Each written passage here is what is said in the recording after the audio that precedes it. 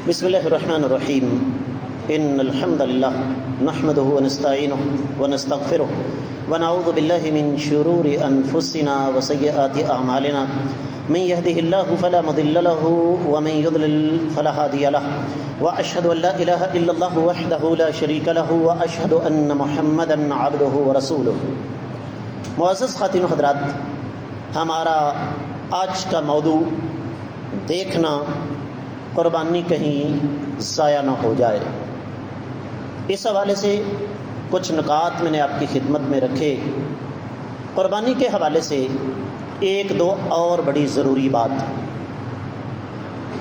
میرے اللہ نے قرآن میں کسی بھی عبادت کی قبولیت کے لیے دو شرطیں ہمارے سامنے رکھی ہیں. حوالہ قرآن مجید میں سے انتہائی آسان. نبی علیہ الصلوۃ والسلام نے جمعے والے دن ایک سورہ مبارکہ پڑھنے کا حکم دیا. کون سی سورت؟ سورہ کہف. اس کی آخری آیت 16ویں پارے میں آیت ہے 110. اللہ فرماتے ہیں قل انما انا بشر مثلکم. اے میرے نبی صلی اللہ علیہ وسلم، آپ فرما دیں کہ میں تو تمہارے جیسا انسان ہوں. پیدا ہوا، جوانی گزاری، بچپن گزارا، لڑکپن گزارا، اس کے بعد جوانی کے بعد بڑھاپے کی عمر کو پہنچا، شادی کی، بلکہ شادیاں کی، میرے بچے تھے. سوتا ہوں، جاگتا ہوں، ہنستا ہوں، روتا ہوں، غم پہنچتا ہے، خوشی پہنچتی ہے، بیماری آتی ہے، تندرستی آتی ہے. اور ظاہر بات ہے کل نفس ذائقۃ الموت، طے شدہ بات ہے.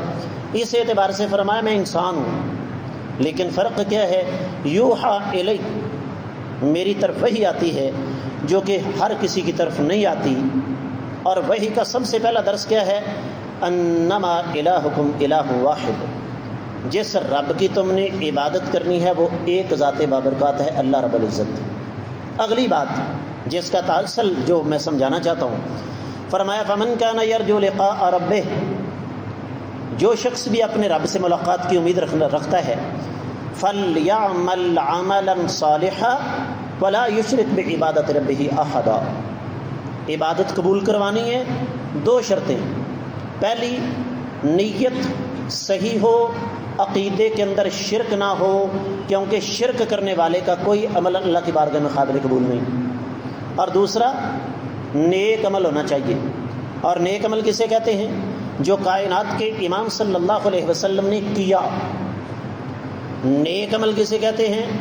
جس کا نبی کریم صلی اللہ علیہ وسلم نے حکم دیا. نیک عمل کسے کہتے ہیں؟ جس کی نبی علیہ الصلوۃ والسلام نے اجازت دی.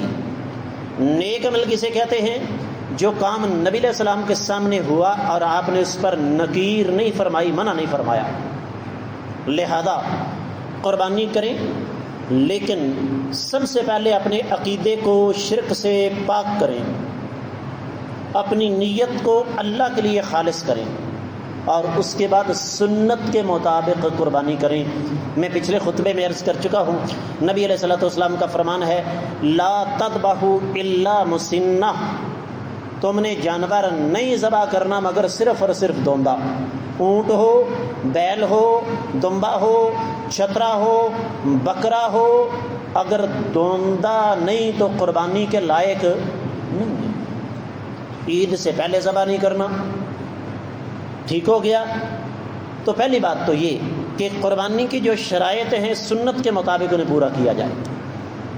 دوسری چیز کہ عید کی نماز، نبی کریم صلی اللہ علیہ وآلہ وسلم نے اس کا خصوصی اہتمام فرمایا. ظاہر بات ہے بطور مسلمان کسی مسلک کی بات نہیں ہے، بطور مسلمان ہمارے لیے امام الانبیاء محمد رسول اللہ صلی اللہ علیہ وسلم بہترین نمونہ ہے. آقا علیہ الصلوۃ والسلام کی سنت ہے کہ آپ جب چھوٹی عید پڑھنے کے لیے نکلتے تو کچھ کھا کر نکلتے، اور بڑی عید پڑھ کے واپس آ کے کچھ کھاتے. کچھ کہا ہے میں نے، سمجھ آ گئی نا؟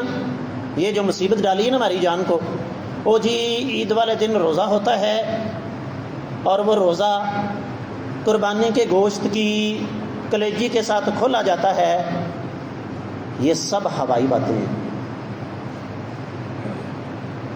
اگر ایک آدمی نے تیسرے دن قربانی کرنی ہے، سونی صاحب مر گیا پھر ہوتے کی خیال ہے؟ ٹرے پتہ بندوبست کر لو ڈاکٹر صاحب تسی، کیا خیال ہے؟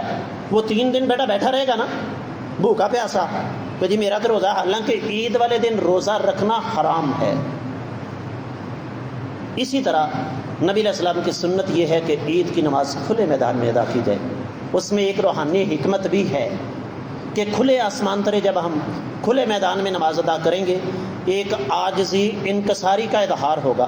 یا اللہ قلین مسجد کے اندر ہیں، یا اللہ پنکھے مسجد کے اندر ہیں، اے سی مسجد کے اندر ہیں، یا اللہ جس طرح آج تیرے لاکھوں بندے، اس دفعہ اللہ کا احسان ہے نا کہ ساتھ ساتھ چل رہے ہیں ہم اور حاجی، جس دن یہاں عید ہوگی اس دن وہاں بھی ہوگی، ہے کہ نہیں؟ اور 10 تاریخ کو ہمارے حجاج کرام اللہ تعالیٰ ان کی حفاظت فرمائے، کچھ کینکریاں مار رہے ہوں گے، کچھ قربانی کر رہے ہوں گے، کچھ طواف کر رہے ہوں گے، کچھ صحیح کر رہے ہوں گے، ہے یا نہیں؟ تو عید کی نماز بغیر کسی شرعی عذر کے کھلے میدان کے علاوہ کسی اور جگہ پڑھنا جائز ہی نہیں۔ اور شرعی عذر کیا ہو سکتا ہے جی؟ بارش یا دشمن کا خوف۔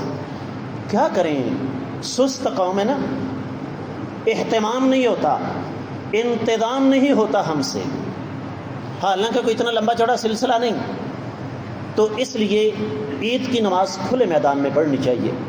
اور اس کے ساتھ ساتھ یہ بھی ذہن میں رکھیں کہ عید کی نماز کا مطلب عوام الناس کی جان کو مصیبت میں ڈالنا نہیں ہے۔ شریعت سے بڑھ کر انسانی نفسیات کو کوئی نہیں جانتا۔ عید والے دن کوئی بندہ بھی لمبی چوڑی تقریر یا خطاب عام سننے نہیں جاتا۔ کیوں جی؟ ہر بندے کے ذہن میں ہوتا ہے کہ بھئی جلدی نماز پڑھیں، اللہ کے حضور دعا کریں، اللہ تعالیٰ کا شکر ادا کرتے ہوئے نکلیں، اور جا کر 3 دن جو سب سے بڑے بادشاہ ہیں قصائی حضرات، ان کے جا کر گھٹنے پاؤں پکڑنے، پاجی تہاڈی مہربانی ہے یا نہیں؟ تو عید کی نماز کا مقصد عوام الناس کو عاجز کرنا نہیں ہوتا۔ اس لیے اس میں اختصار، انشاءاللہ اگلے جمعے آپ کو فلیکس مل جائے گی، یہاں پر ہم دیوار پر لگائیں گے۔ نبی کریم صلی اللہ علیہ وسلم نے ارشاد فرمایا کہ کسی بھی آدمی کے سمجھدار ہونے کی نشانی یہ ہے کہ وہ نماز لمبی پڑھائے، خطبہ مختصر۔ ہم نماز قل هو اللہ انا اعطینا پر ختم کر دیتے ہیں، اور خطبہ اس وقت چونکہ عوام بیچاری بیٹھی ہوتی ہے بند کے، تو پھر ہم چاہتے ہیں کہ خطابت کے سارے جوہر دکھا دیں۔ یہ شریعت کے مزاج کے منافی چیز ہے۔ اسی طرح عید کی نماز کھلے میدان پر پڑھنے کی ایک اور حکمت ہے۔ میرے آقا علیہ الصلوۃ والسلام نے اپنی بیویوں کو جا کر یہ بات سمجھا دینا، بڑی سختی کے ساتھ اس بات کی تاکید ہے۔ نبی علیہ الصلوۃ والسلام نے فرمایا جن خواتین نے نماز نہیں پڑھنی وہ بھی نکلیں۔ آقا پردے کے لیے غربت ہے، چادر کوئی نہیں، فرمایا ایک ایک چادر میں 2 خواتین بھی آئیں، لیکن مسلمانوں کی دعا کے اندر ضرور شرکت فرمائیں۔ اور آخری بات جو اس حوالے سے میں عرض کرنا چاہوں گا، آخری سے پہلی بات کیا ہے؟ جو ہی ذی الحجہ کا چاند نظر آ گیا، تکبیرات کا سلسلہ شروع۔ پڑھو ذرا میرے ساتھ، اللہ اکبر اللہ اکبر اللہ اکبر، لا الہ الا اللہ واللہ اکبر اللہ اکبر وللہ الحمد۔ گھر میں، دفتر میں، بازار میں، دکان میں، گاڑی میں، جہاں بھی ہیں، چلتے پھرتے یہ دعائیں پڑھتے رہیں۔ آپ کو اندازہ ہی نہیں ہے کہ ان تکبیرات کا اجر و ثواب کتنا ہے۔ اور آخری بات سن لیجئے، آپ کے سامنے فلیکس لگی ہے جی، دیکھنا ذرا وقت کیا لکھا ہوا ہے۔ 5:30 کا مطلب 5:31 نہیں۔ الحمدللہ ثم الحمدللہ، یہ اس مالک کی کرم نوازی ہے، ہمارا کوئی کمال نہیں، اس اللہ کا احسان ہے کہ الحمدللہ پچھلے کم از کم 40 سال سے ہمارا یہ ریکارڈ ہے۔ والد محترم کو اللہ تعالیٰ اپنے جوار رحمت میں جگہ عطا فرمائے، انہوں نے یہ سلسلہ شروع کیا تھا اور ہم اس کو لے کر آگے بڑھ رہے ہیں، اور انشاءاللہ یہ آگے بڑھتا رہے گا کہ جو وقت دیا جاتا ہے اس کی سختی سے پابندی۔ تو انشاءاللہ خواتین کے لیے باپردہ بندوبست ہوگا، مسجد کے باہر ٹف ٹائل پر وسیع انتظامات ہوں گے۔ میں آپ سب سے خصوصی طور پر گزارش کروں گا کہ وقت کی پابندی کا خصوصی خیال رکھتے ہوئے تشریف لائیں۔ اللہ تعالی ہماری عبادات کو اپنی بارگاہ میں قبول و منظور فرمائے۔